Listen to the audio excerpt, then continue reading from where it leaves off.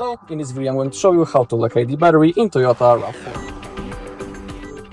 So first, we need to remove this plate. Simply place your finger right in here and lift it up. Gently, you can place it next to it. Now we need to also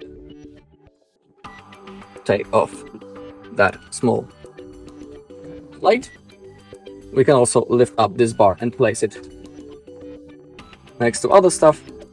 And now we need to grab right in here under the edge of that, and we need to gently hold on the upper side and also on the downside. Now it comes out, and here we have our battery. Alright, and that's all in this video. Thank you all for watching. If you found this video helpful, please leave a like, comment and subscribe.